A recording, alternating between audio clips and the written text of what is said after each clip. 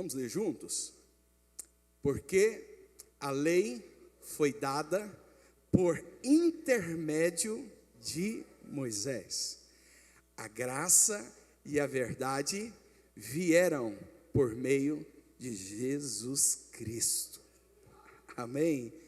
Glória a Deus. Glória a Jesus. Esse tema, a graça tem sido, e a verdade tem sido pregada com mais evidência nos últimos anos. E pode voltar para o banner. Eu fui criado na Assembleia de Deus. Quantos aqui da Assembleia de Deus? Deixa eu ver os assembleias. Aleluia. Glória a Deus. Até os 23 anos de idade, eu fui criado na Assembleia de Deus.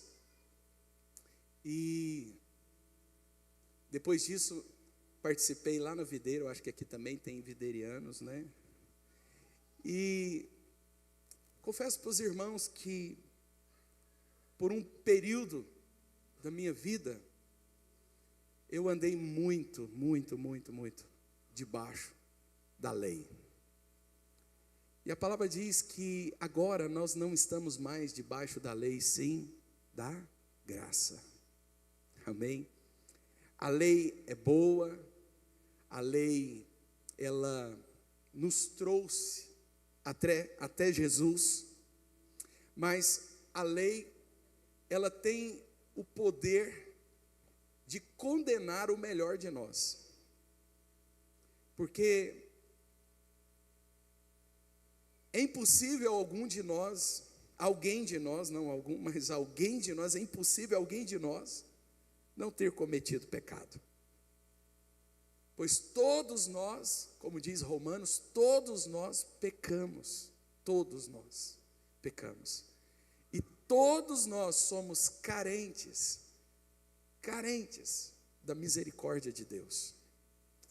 E lá em João 3,16 diz que Deus amou o mundo de uma tal maneira que enviou o seu Filho para que todo aquele que nele crê tenha a vida eterna. E eu fui criado dentro desses contextos onde que não havia uma revelação tão clara a respeito do Evangelho da Graça, como nos últimos tempos Deus tem trazido. Esse é um tempo que o Senhor tem trazido luz, revelação a respeito desse assunto. E eu volto a dizer, eu fui criado dentro disso, e por causa disso muitas vezes eu buscava ser aceito pelo Senhor, ser amado pelo Senhor por aquilo que eu fazia. E nós já até cantamos muitas vezes: esta é a graça, nada posso fazer para que ame mais ou para que me ame menos. Esta é a graça de Deus. E a graça do Senhor o significado de graça é favor não merecido. Mas eu buscava o merecimento. Eu era o filho caçula lá de casa. Eu sou o filho, né? Não era, eu sou o filho caçula lá de casa. E como caçulinha, eu ficava vendo os erros dos meus irmãos mais velhos. Aonde eles erravam, eu falava: eu não vou errar.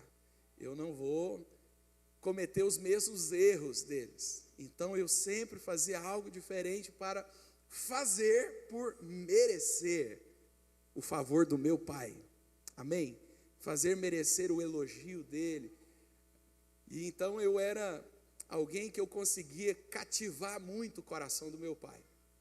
Eu tive meu pai até os 16 anos de idade, e até essa idade eu conseguia muito compreender o olhar dele, as intenções dele, o coração dele. E às vezes nós estávamos indo para a fazenda, eu olhava para ele, eu sabia que ele estava incomodado com o rádio, por exemplo. E eu desligava o rádio e ele falava: obrigado. Eu queria desligar mesmo. Então parecia que eu já estava conhecendo o meu pai cada dia mais. E eu me dava muito bem com meu pai, e por causa disso, eu quis até ser gerente das fazendas. E meu pai me concedeu essa graça de ser gerente. ainda quando eu tinha 16 anos de idade. Ele deixou eu sair da escola, quando eu estava na 7ª série. E eu era alguém que, então, eu sempre estava procurando compreender as demandas, as necessidades do meu pai e fazer ele feliz, fazer ele alegre. Eu lembro que o meu irmão mais velho, ele dava um certo trabalho para levantar de manhã. E ele era aquele que era o mais velho, era aquele que, então, foi o primeiro que começou a ajudar meu pai lá em casa, nos afazeres da fazenda. E aí, meu pai chamava, ele não tinha saído do quarto, voltava, chamava, e eu falei, o dia que for a minha vez, meu pai, se ele me chamar, vai ser uma vez só, mas quando ele levantar, eu já vou estar calçando a botina.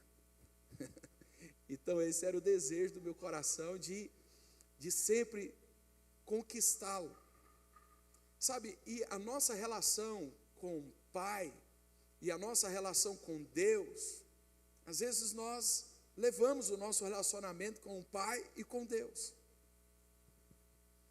e porque eu conseguia cativar o meu pai, eu vinha perder o meu pai, eu falei, então eu vou agora, o Senhor é o meu pai, agora então eu vou fazer por merecer as bênçãos do Senhor, fazer por merecer o favor de Deus, porque assim como eu tive sucesso com meu pai, eu vou ter sucesso com Deus também. E nessa ânsia, eu caminhei com o Senhor muitos anos, com esse desejo de cada vez conquistar o Senhor, ganhar o coração dele, para que quando eu pedisse algo para ele, ele não me negasse. Então você percebe que essa atitude do meu coração, ela era boa, mas ela era baseada na lei. Que se eu fizer tudo certinho, então eu vou ser abençoado. Se eu fizer por merecer, então, se eu for um menino bom, então eu vou ser recompensado. Mas a graça, diferente da lei, ela é um favor de Deus para aqueles que não merecem. É um favor de Deus para aqueles que estão à beira do caminho, para aqueles que não conseguiram agradar muitas pessoas, aqueles que erraram sua vida, de repente sua vida toda. A graça do Senhor é a oportunidade que o Senhor dá para o mais perdido pecador. Para o mais perdido pecador. Eu fico, você tem uma sensação do que é o poder dessa graça, esse favor concedido para o pior pecador. Esse não era um exemplo que estava para mim dar aqui nessa noite, mas a palavra nos diz que Jesus foi colocado diante da multidão e foi colocado para que as pessoas escolhessem quem seria solto. Pilatos colocou Jesus e Barrabás, o pecador, o assassino, o cara, sabe, o cara mau. A cruz já estava preparada, o dia da crucificação já estava, já tudo determinado, e a cruz era para esse homem, chamado Barrabás, o assassino, o ladrão. E Barrabás já sabia que o dia que ele voltasse a ver a luz do sol, seria o dia da sua crucificação, seria o dia da sua morte, seria o dia que ele seria crucificado. Mas sabe, querido, Barrabás, naquele dia em que foi dada uma oportunidade de escolha, Jesus foi a graça para aquele miserável,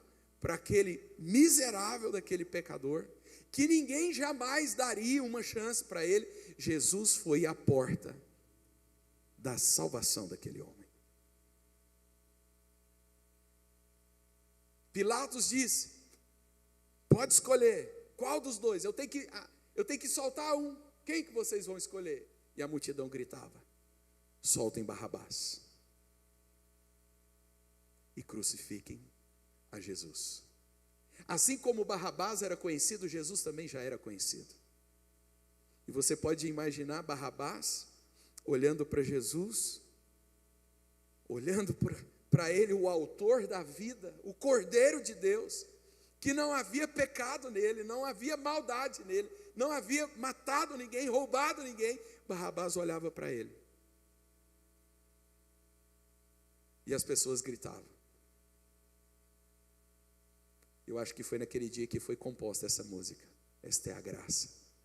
Nada posso fazer para que me ames mais ou para que me ames menos. Naquele dia, Jesus assume o lugar de Barrabás. Sabe, a graça é essa loucura do amor do Senhor concedido para o pior dos pecadores.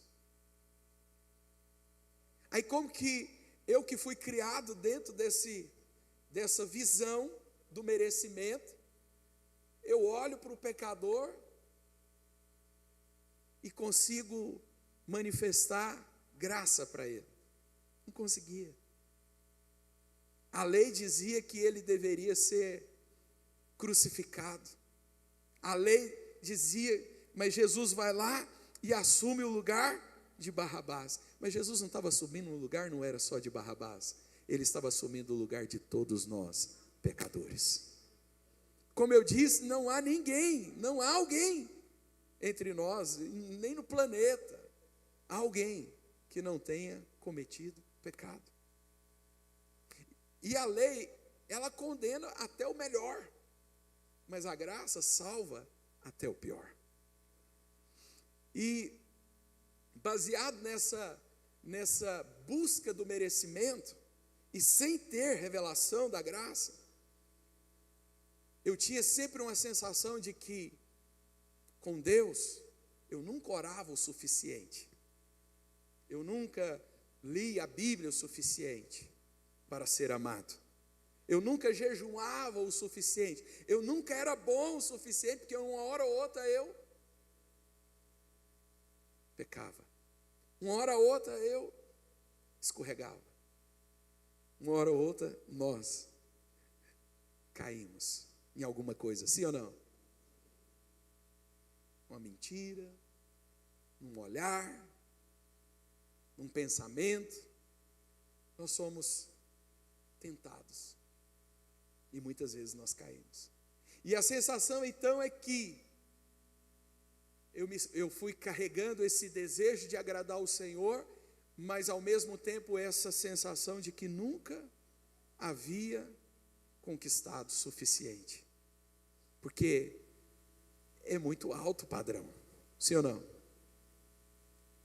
A lei, o padrão é muito alto, não há nenhum sequer que não tenha cometido, que não tenha caído em pecado, tal é o nível, tal é o padrão.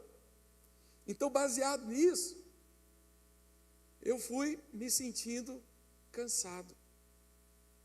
E muitos se cansam no meio desse caminho, porque querem fazer de tudo para que tenham o favor do Senhor, e mistura até mesmo fé com obediência. Mas eu quero te dizer que a fé, ela anda junto com a obediência. Amém? Amém. Mas eu vou dizer que ela vai ainda além da obediência. A fé ainda vai acima. Porque se não for pela fé, nenhum de nós alcançaríamos a salvação. E a fé em Cristo, a fé na obra de Cristo, a fé na obra perfeita de Cristo, que assumiu os meus pecados e que assumiu os seus pecados. Então, por causa da obra dele, hoje, eu tenho fé que eu sou amado, não por causa do que eu faço, mas por causa do que Ele fez. Não por causa das minhas obras, mas por causa da obra dele, eu sou amado. Eu me lembro que eu ouvia muito, Rodrigo, põe aquele fundo aí. Eu me lembro que eu ouvia muito o pastor Marcos Feliciano. E o pastor Marcos Feliciano, ele viveu um momento assim, vou falar que viveu, porque na época que eu segui era algo muito bom, muito forte. E ele viveu um momento assim muito especial. E eu me lembro que quando antes dele pregar, ele fazia uma oração: Senhor, se eu ainda tenho crédito contigo, que o Senhor envia anjos aqui nesse lugar, que os demônios que estejam nesse lugar, que estejam desavisados, eu vou contar até 3, vocês vão sair daqui, eles vão ser queimados. Então, se eu ainda tenho crédito com o Senhor, coloca um arcanjo aqui, um ali, enfim, era aquele mover. Eu falei, esse é o caminho da bênção. Eu vou conquistar créditos. Então, se eu estou orando, então eu estou acumulando crédito. Se eu estou lendo a Bíblia, eu estou acumulando crédito. Então, se eu estou jejuando, se eu estou orando, se eu estou fazendo as disciplinas espirituais, então a minha conta bancária celestial está ficando gorda. Então, agora eu posso fazer a oração do crédito. Senhor, se eu ainda tenho crédito com o Senhor. Sabe, eu acreditava nisso, assim, que isso era... Sabe que o Senhor muitas vezes teve misericórdia? Ele teve misericórdia de mim, porque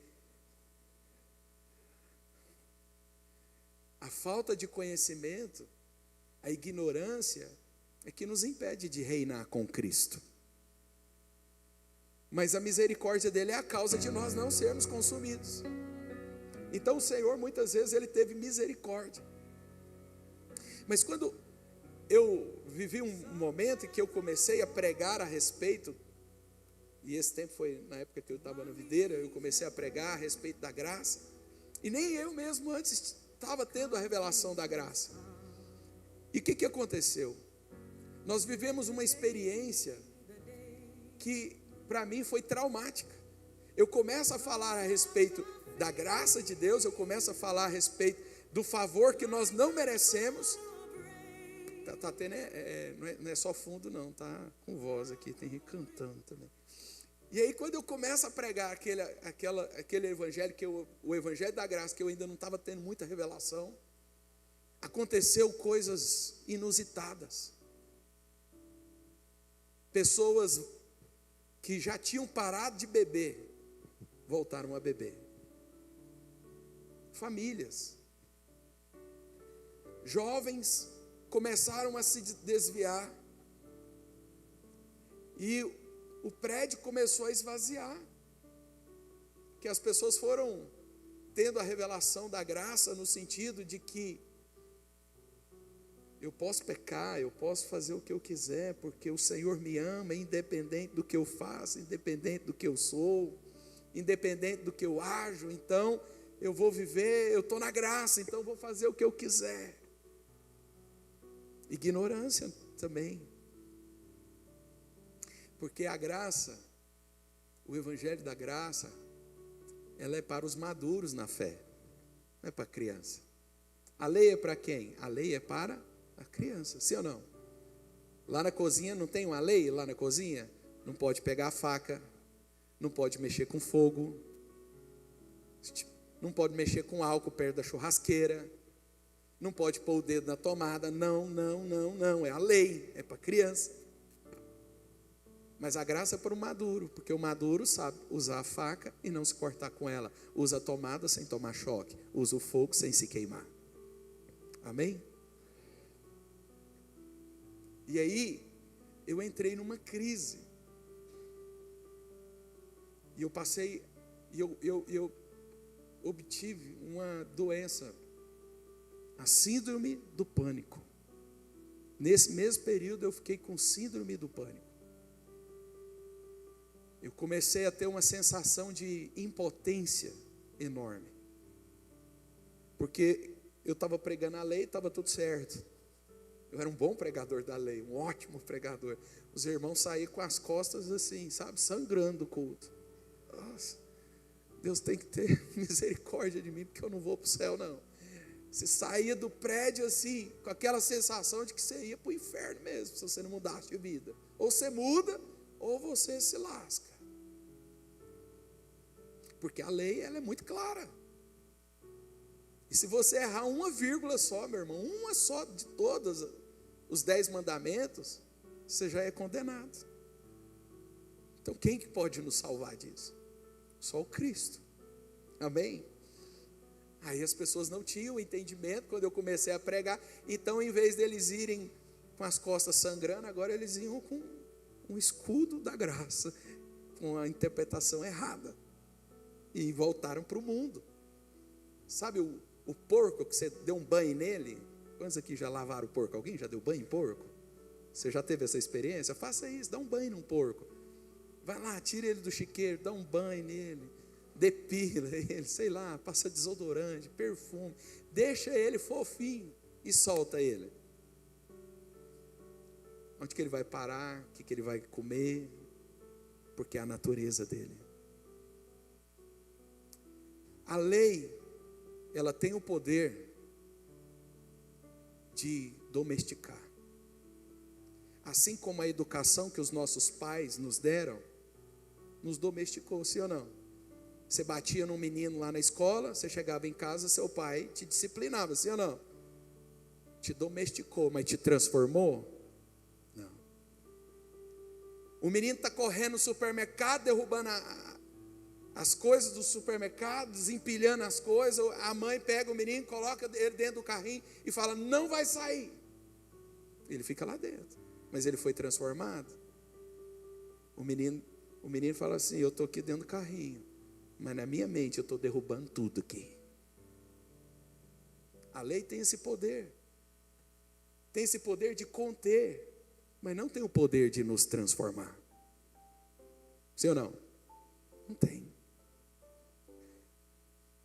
Quantas vezes eu brigava com um irmão, porque isso só acontece, né? Lá na casa do Leandro, do Fábio, do Telmo, que acontecia muitas vezes, briga.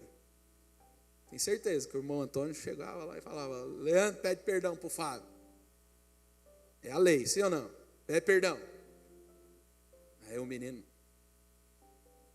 eu era tão custoso que eu falava peidão. Peidão.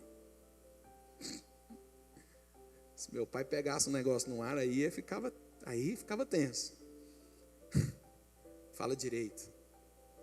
Dá um abraço no seu irmão, esse abraço. A lei tem esse poder. Sim ou não? Porque se você não fizer...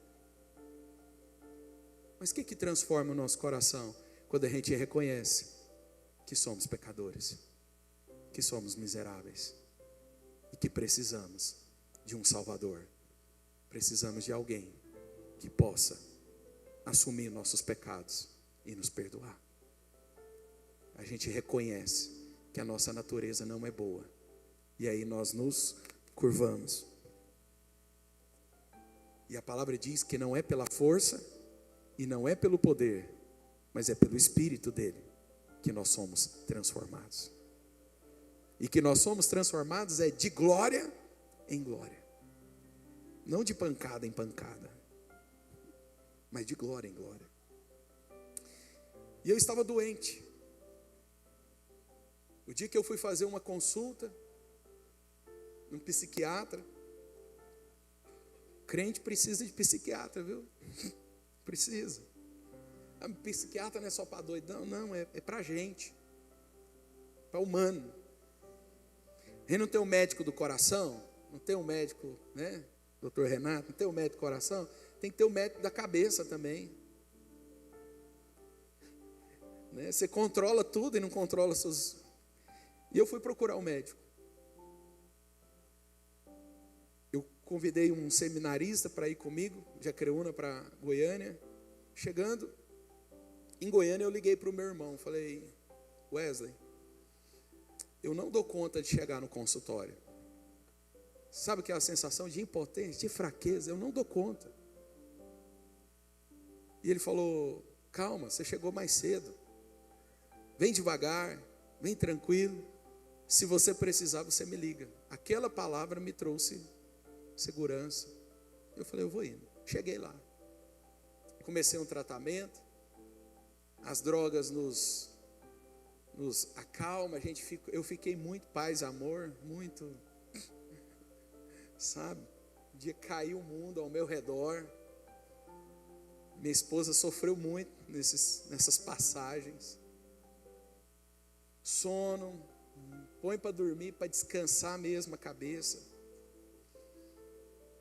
E aquela sensação, às vezes minha esposa queria viajar, queria sair 6 horas da tarde para Goiânia. De Acreúna, Goiânia, 150 quilômetros. Eu falava, tá tarde, perigoso. Então, medo. E o pânico é isso, o pânico é medo. É medo da morte, medo de morrer.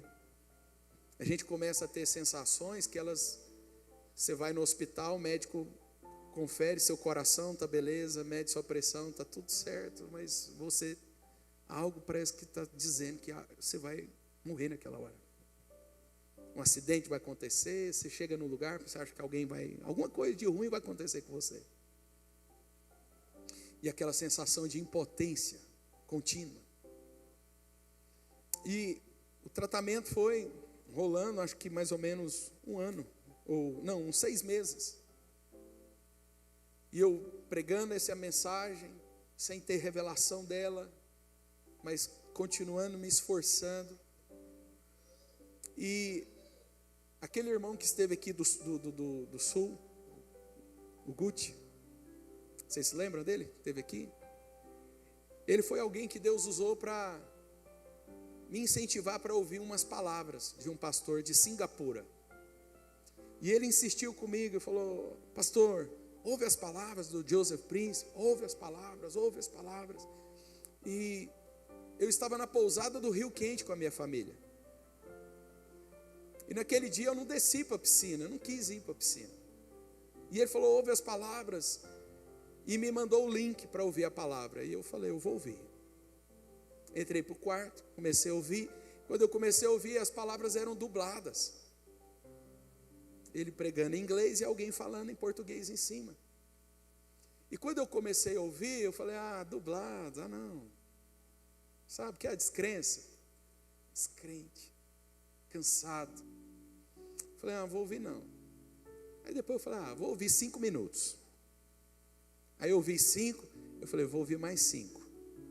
Vou ouvir mais 5, e de 5 em 5 eu ouvi os 40 minutos da palavra.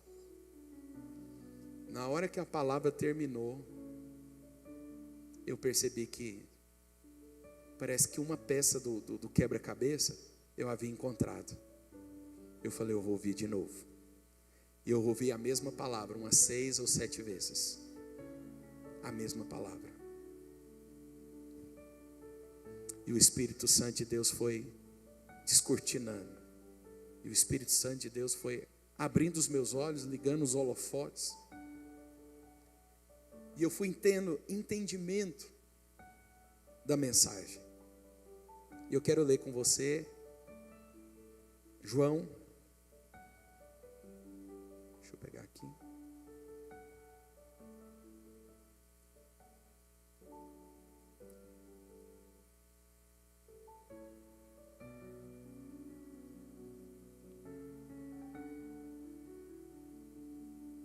Só um minuto que eu tinha fechado esse esboço.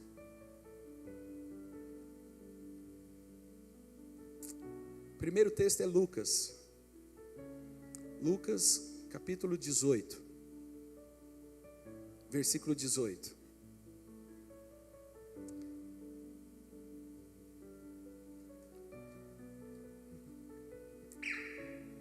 Vai tocar esse alarme, desliga ele. Desliga o alarme, irmão. Alguém ligou ele. Falei.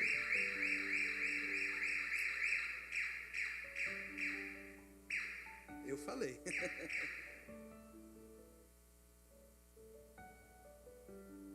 Amém, né? Por que eu olho para você, né, Rodrigo? Eu sei que não foi você, mas você poderia ter me salvado. Certo homem de posição. Aqui é a história, querido, do jovem rico. Eu fui esse jovem rico aqui, ó. Que você era rico? Também. E bonito. Bonito e rico.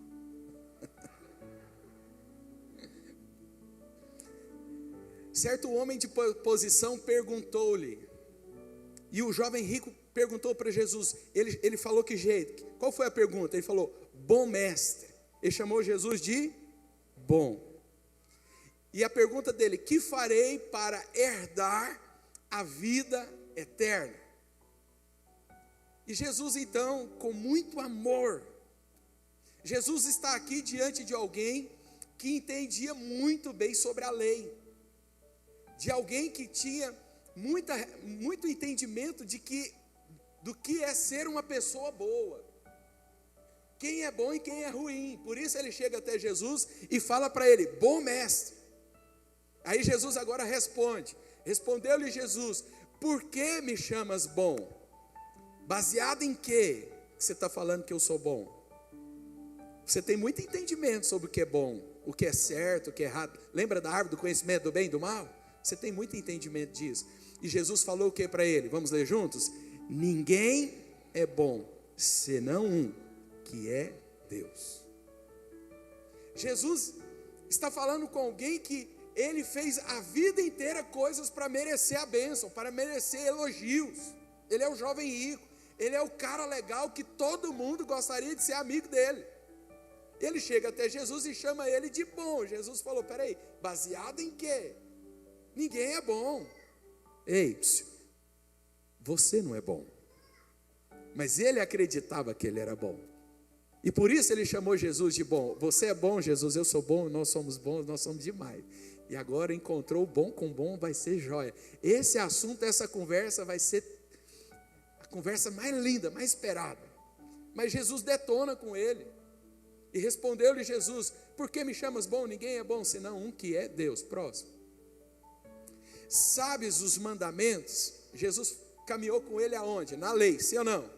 Sabes os mandamentos? Não adulterarás, não matarás, não furtarás, não dirás falso testemunho, honra o teu pai e a tua mãe. Replicou ele, o que ele replicou? Tudo isso tenho observado desde a minha, eu purinho, observado os mandamentos desde criança, desde a minha juventude. Próximo. Ouvindo, Jesus lhe disse, uma coisa ainda te falta, vende tudo que tens, dá aos pobres e terás um tesouro nos céus, depois vem e segue-me. Mas ouvindo ele essas palavras, o que está escrito lá? Ficou muito triste, porque era riquíssimo. E Jesus, vendo-o assim triste, disse, quão dificilmente entrarão no reino de Deus os que têm riquezas. Em outra versão diz, aqueles que confiam nas riquezas. Porque é mais fácil passar um camelo pelo fundo de uma agulha do que entrar um rico no reino de Deus. Aí você pensa, não, o assunto aqui é riqueza, porque ele não vendeu, ele não tem tesouro. Não, o assunto não é riqueza. O assunto é o Senhor querer mostrar o coração dele. Pois aonde está o teu tesouro, aí está o teu coração. O coração dele estava nas riquezas. Jesus pediu um filho para Abraão, sim ou não? Mas quando Abraão foi oferecer o filho, o que Deus fez? Deus proveu um cordeiro. Porque o Senhor não queria, não era o filho. O Senhor queria, era o coração. O Senhor não quer, não é a sua riqueza. O Senhor não quer, não é o seu dinheiro. O Senhor não quer que você venda, fique pobre, dê o seu dinheiro para os pobres e fique pobre, para você entrar no reino dos céus. Ele quer que essas coisas não te governem, que não seja o seu Senhor, que você não confie nessas coisas. Quão difícil é um rico entrar no reino dos céus. É mais fácil passar um camelo pelo buraco da agulha. O buraco da agulha tem lá nos portões de Israel. Lá em Israel, nos muros, tem um lugar que chama buraco de agulha. Porque passa só o camelo, ele não passa riquezas, ele não passa com as malas, não passa com mala, passa só o camelo. As malas não passam. Então, quão difícil é entrar, herdar o reino de Deus, aqueles que confiam. E o que o Senhor esperava do jovem rico era um reconhecimento. Senhor, eu preciso da sua misericórdia, eu não consigo. O que o Senhor esperava de Adão e de Eva no jardim do Éden? Me perdoa, eu errei. Mas você percebe que o homem continua se esquivando? E o que o jovem rico fez? Entristeceu, ficou magoado. Mas como assim? Eu tenho observado as leis, eu tenho seguido os mandamentos minha vida inteira para me chegar aqui, diante do Senhor, e Ele falar isso para mim? Não, isso foi demais. Eu fiz coisas por merecer, e Ele se pegou a minha riqueza. Não é que Ele se pegou a sua riqueza, é você que se apegou a ela, entende? É você que não reconhece que você precisa de um Salvador. Você se acha bom em tudo, se acha top em tudo. Você é tão bom que você não precisa de ninguém, mas Jesus mostrou para ele: você precisa de um Salvador. Amém? Mas ele não reconheceu. E o interessante é que se nós tivéssemos aqui, tem alguém com a Bíblia de papel aí? Cadê? Tem alguém com a Bíblia aí? A Bíblia de papel? Aí. Está aqui Lucas 18. Aí você vira a página assim, ó. Lucas, qual que é o próximo capítulo? 19. Aí você muda a folha do capítulo 18 para o capítulo 19, vem a história, sabe de quem? Zaqueu. Abre aí Zaqueu, capítulo 19. O jovem rico era o cara top. Jesus teve um encontro com ele. Mas agora Jesus vai ter um encontro com um outro cara agora que é um vagabundo, um salafrário, sabe, um pilantra daquele, sabe, de nota assim, alta. Jesus encontra com o Zaqueu, um pecadorzão. Vamos ler? Lucas 19, próximo capítulo, versículo 1. Entrando em Jericó, você observa, Jesus teve a conversa com o jovem rico, saiu de lá e encontrou com quem? Com Zaqueu. Entrando em Jericó, atravessava a cidade. Jesus atravessava a cidade. Estou lendo tudo errado. Entrando em Jericó, atravessava Jesus a cidade. Próximo. Eis que um homem chamado Zaqueu, maioral dos publicanos, e esse homem era também o quê? Rico. Ele era maioral dos, volta lá, maioral dos publicanos. Quem que eram os publicanos? O publicano era o judeu que traiu o seu povo, se tornou um publicano, ele se tornou um cobrador de impostos. Vocês já ouviram falar do José Dirceu? Sim ou não? José Dirceu, ele não é um traidor? Zaqueu, ele era um José Dirceu, para você entender. Imagina o brasileiro mandando dinheiro para Cuba. O brasileiro pegando dinheiro e investindo em outros países, sem retorno nenhum. Era o que o publicano fazia. Ele pegava o dinheiro dos judeus, os impostos dos judeus, e dava para os romanos. E Zaqueu, ele era um dos maiorais. Próximo. Procurava ver quem era, Zaqueu procurava ver quem era Jesus, mas não podia por causa da multidão, por ser ele pequeno em estatura, ele era baixo. Esse cara, ele queria ver Jesus, ele queria só ver. Esse cara, olha aqui para mim, ele já sabia que ninguém amava ele já sabia que todo mundo odiava ele sabia que ele era rejeitado por todos, ele sabia que ninguém se agradava dele, e agora está aqui Zaqueu querendo, não, eu quero só ver, eu quero só conhecer, porque ele é muito falado, então eu quero só ver Jesus. E o que ele fez? Próximo. Então, correndo adiante, Jesus está vindo aqui na avenida, ele correu ali para a esquina, correndo adiante, subiu a um sicômoro, a fim de vê-lo, porque ali havia de passar. Quando Jesus chegou àquele lugar, Jesus para. Jesus está vindo com a multidão aqui, e quando chega debaixo da árvore que Zaqueu estava, Jesus para, e olhando para cima, o que Zaqueu queria ver? Ver ele. E Jesus olha para ele: Zaqueu, você queria me ver? Olha aqui, eu te vendo. Ninguém sabe o nome do jovem rico, mas Jesus sabe o nome de Zaqueu. Ninguém ficou sabendo o nome do jovem especial, mas do cara, do publicano, do maioral, Jesus, olhando para cima, disse-lhe: o que ele disse? Zaqueu, desce depressa, pois me convém ficar hoje em tua casa. Uau! Jesus vai para a casa dele. Esta é a graça. Nada posso fazer para que me ame mais ou para que me ame menos. Esta é a graça. Zaqueu, a palavra diz que, vamos continuar, ele desceu, o que está escrito? A toda pressa, e o recebeu com alegria. Todos os que viram isso, o que eles fizeram? Murmuravam, dizendo que ele só hospedara um homem pecador.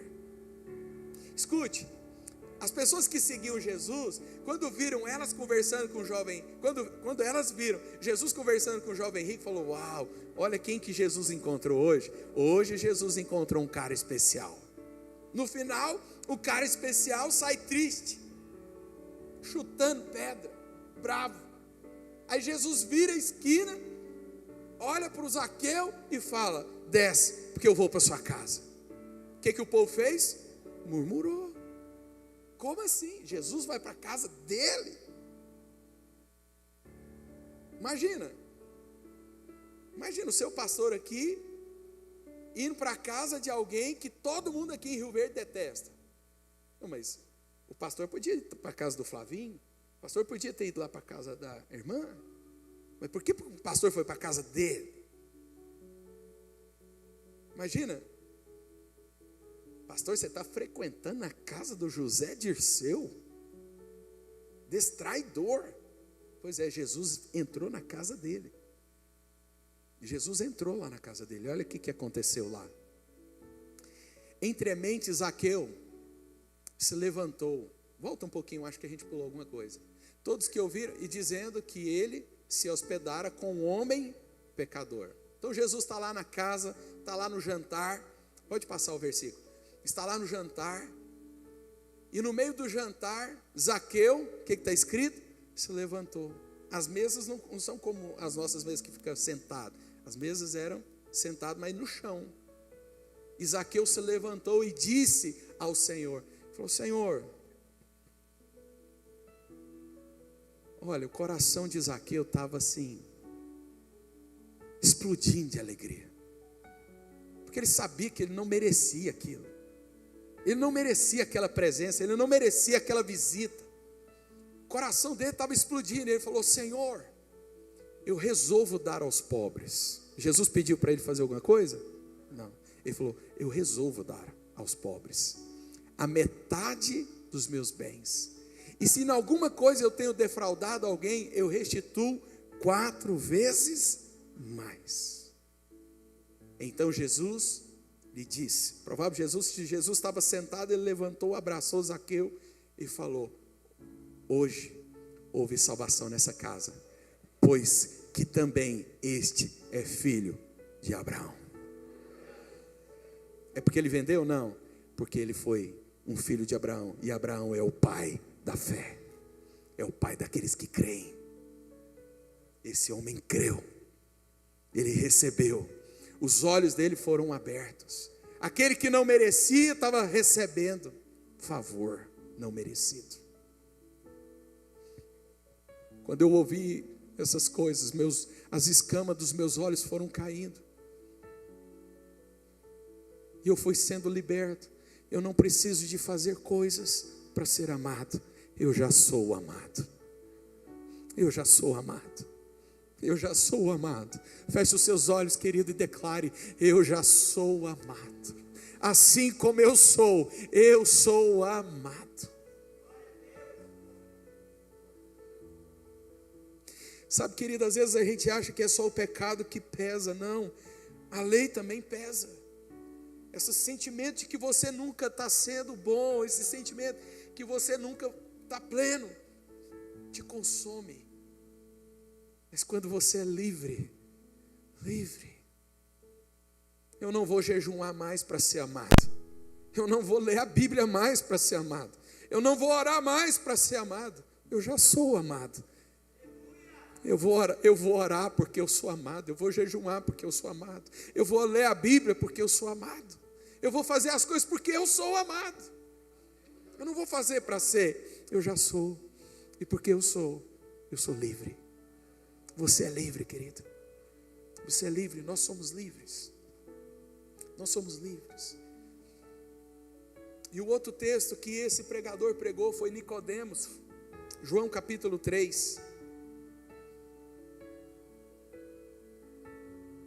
A verdade me libertou aquele dia. Quando eu observei naquela tarde, amanhã virou noite, e eu estava dentro do quarto, mas eu já estava curado do pânico, eu já estava livre, porque eu simplesmente senti que eu sou amado, e que eu só vou morrer quando o Senhor tiver determinado, eu não vou morrer antes. Nada vai me acontecer se o Senhor não tiver determinado para acontecer. Eu não estou mais em dívida, eu não estou mais debaixo de acusação, eu estou livre. Então eu sou amado, então eu sou livre para me ir, para me voltar. Eu posso ir, posso voltar, porque se o Senhor me ama, está tudo certo. Amém? Fala para o irmão que está do seu lado: se o Senhor te ama, querido, está tudo certo. Você é livre para ir, para voltar, para sonhar, para viajar. Tinha medo de andar de avião, tinha que tomar remédio para voar. Não toma mais, que eu sinto amado. Você precisa de saber que você é amado. Pastor, então eu posso fazer o que eu quiser? Sempre você pode fazer o que você quiser, sempre. Mas eu vou para o pecado. O pecado é sujo, ele vai me sujar. Por que eu vou para lá se eu sou livre dele? O pecado não tem mais domínio sobre mim, porque eu não estou mais debaixo da lei, eu estou debaixo da graça. Está escrito em Gálatas. Se eu entendo que eu fui liberto, eu já não estou mais preso. Porque é só falar para você: não olhe, você olha. É só para falar para você: não faz, você quer fazer. Mas se você é livre, não tem mais poder sobre você. Você é livre. Havia um outro homem que isso mexeu demais comigo, está em João 3:1. Coloca aí para nós. Esse outro homem, querido, ele era o Nicodemos. Agora não é um jovem rico, um cara, sabe, joinha. Não, agora é Nicodemos. Havia entre os fariseus um homem chamado Nicodemos. O que está escrito? Um dos principais dos judeus. Agora esse cara aqui é elite dos bons. Sabe a elite dos bons? A elite dos caras que obedecem os mandamentos. Sabe, os caras de Harvard, que conhecem tudo, de lei, de Bíblia. É esse cara. Volta lá. Um homem chamado Nicodemos, um dos principais fariseus, próximo. Este de noite foi ter com Jesus e lhe disse: Rabi, sabemos que és mestre vindo da parte de Deus. O que você faz, só um homem vindo da parte de Deus poderia fazer. Está lá, ó. Porque ninguém pode fazer esses sinais que tu fazes, se Deus não estiver com ele. Rabi, eu estou percebendo, eu já vi, você é um cara que veio do céu, você é um cara diferente. Continua. A isto respondeu-lhe Jesus. Não, acho que eu pulei alguma coisa? Não? A isto respondeu Jesus. Não, mas pulou, ué. Pulou, volta. Eu pulei alguma coisa. Sabemos que és vindo da parte de Deus, porque ninguém pode fazer sinais. Mas parece que faltou alguma coisa. Mas vamos lá, vamos por 3. A isto respondeu Jesus: em verdade te digo, se alguém não nascer de novo, não pode ver o reino de Deus. O cara da elite, da elite do conhecimento, das escrituras, Nicodemos, Jesus fala: olha, se você não nascer de novo, você não poderá ver o reino de Deus. O que Jesus está dizendo? Se você não abandonar tudo que você sabe, para você começar a enxergar de maneira simples, como uma criança. A criança é simples. Se você não... O que o apóstolo Paulo fez? Ele rejeitou todo o conhecimento que ele tinha. Ele considerou como refúgio por causa de Cristo. Foi o que Nicodemos não fez. Se você não nascer de novo, aí Nicodemos responde, versículo 4.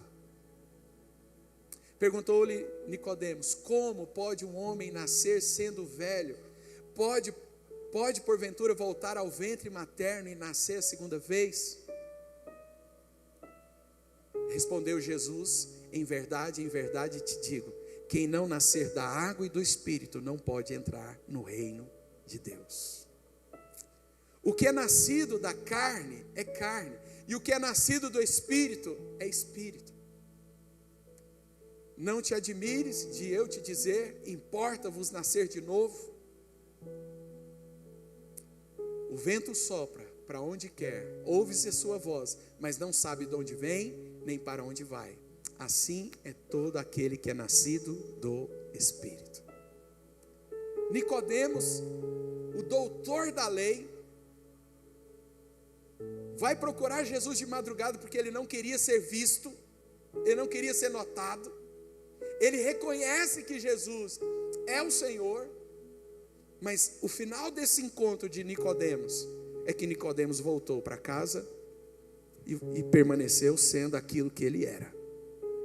Mas vamos virar a folha de novo? Vira a folha de novo da sua Bíblia aí, se você tiver. Vamos para João capítulo 4 agora. Olha o outro encontro que Jesus tem.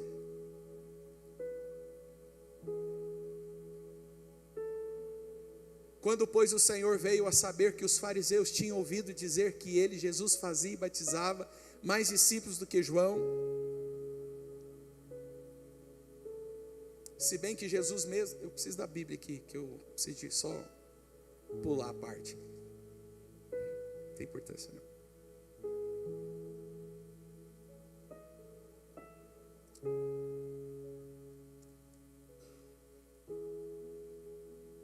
Cinco, né? Obrigado. Isso, versículo 5. Chegou, pois, a uma cidade samaritana chamada Sicar, perto das terras que Jacó dera ao seu filho José. Estava ali a fonte de Jacó. Cansado da viagem, assentara-se Jesus junto à fonte por volta da hora sexta. Isso era meio-dia. Nisto veio a mulher samaritana tirar água e disse-lhe Jesus: dai-me de beber. Pois seus discípulos tinham ido à cidade para comprar alimentos. Então lhe disse a mulher samaritana: como, sendo tu judeu, pedes de beber a mim, que sou mulher samaritana? Porque os judeus não se dão com os samaritanos. Próximo. Replicou-lhe Jesus: se conheceras o dom de Deus, e quem é o que te pede, dai-me de beber, tu lhe pedirias, e ele te daria água viva. Quem que é essa mulher? Vamos continuar aqui? Deixa eu ver. Respondeu-lhe o Senhor: tu não tens com que tirar água, e o poço é fundo. Onde, pois, tens água viva? Continua. És tu porventura maior do que Jacó, o nosso pai, que nos deu o poço, do qual ele mesmo bebeu, e bem assim seus filhos e seu gado? Afirmou-lhe Jesus: quem beber desta água tornará a ter sede. Aquele, porém, que beber da água que eu lhe der, nunca mais terá sede. Pelo contrário, a água que eu lhe der, lhe será nele uma fonte a jorrar para a vida eterna. E disse-lhe a mulher: Senhor, dai-me dessa água, para que eu não mais tenha sede, nem precise vir aqui buscá-la. Disse-lhe Jesus: vai e chama teu marido e vem cá. Ao que lhe respondeu a mulher: não tenho marido. Replicou-lhe Jesus: bem dissestes, não tenho marido. Porque 5 maridos, repita comigo, 5 maridos já tiveste, e esse que agora tens não é teu marido. E isso dissestes com verdade. O Senhor lhe disse à mulher, o Senhor disse-lhe a mulher: veja que tu és profeta. Próximo. Nossos pais adoravam neste monte, vós entretanto dizeis que em Jerusalém é o lugar onde se deve adorar. Só até aqui. Essa mulher, querida, ela ia até o poço ao meio-dia, porque era a hora mais quente do dia. Nicodemos foi de madrugada, para não ser visto. A mulher foi a hora mais quente do dia, porque ela também não queria encontrar ninguém, porque ela era a mulher que já tinha 5 maridos, e o que tinha agora não era dela. Nicodemos era o doutor da lei. Essa mulher possivelmente era conhecida como uma mulher adúltera, uma mulher que já teve vários maridos, uma mulher que se não podia se confiar nela, uma mulher que outras mulheres não gostavam dela também. Provável que a sociedade também já havia rejeitado essa mulher. Mas Jesus senta no poço com essa mulher. A graça senta no poço com a esquecida, com a rejeitada, com a prostituta, com a adúltera. A graça senta com ela. E a graça, o Deus, o Criador dos céus e da terra, pede água para ela. Pede água, Deus pede água para ela, porque Jesus é Deus e pede água para ela. E ela fala: como que você, sendo judeu, se você soubesse quem é que está aqui, se você soubesse quem é que está aqui conversando com você, você que me pediria, mulher, e eu te daria, e essa água vai ser uma fonte a jorrar no seu interior. Essa mulher ficou louca. Veja que você é um profeta. Deixa eu terminar com você. Você sabe como que terminou essa conversa? Essa mulher saiu depois dessa conversa com Jesus, e ela trouxe a cidade inteira para ouvir Jesus. Nicodemos tinha influência, Nicodemos era conhecido, Nicodemos era respeitado, não levou ninguém, mas a mulher rejeitada levou uma cidade para ver Jesus. A graça é maior do que a lei, e nós estamos debaixo da graça e não da lei. Nós somos livres. Vamos ficar de pé. Chamar a banda aqui, vem cá, Franciele. Feche os seus olhos. Gostaria que você respirasse fundo nessa hora.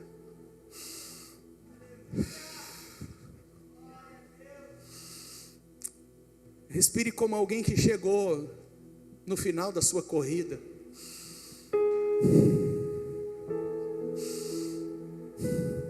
Querido, você foi encontrado. Você foi encontrado. O médico te encontrou, o advogado te encontrou, o rei da glória te encontrou, o Messias te encontrou. Você é amado. Você é amado não por aquilo que você faz ou por aquilo que você deixou de fazer. Você é amado, querido, porque o alvo do amor dele é você. Feche os seus olhos e declare: eu sou o alvo do amor de Deus. Ele foi enviado para me salvar, Ele foi enviado para me perdoar, Ele foi enviado para morrer pelos meus pecados. Eu não fiz nada por merecer, mas Ele me amou. Ele te amou. Coloca a letra da canção. Jesus, clamo Jesus.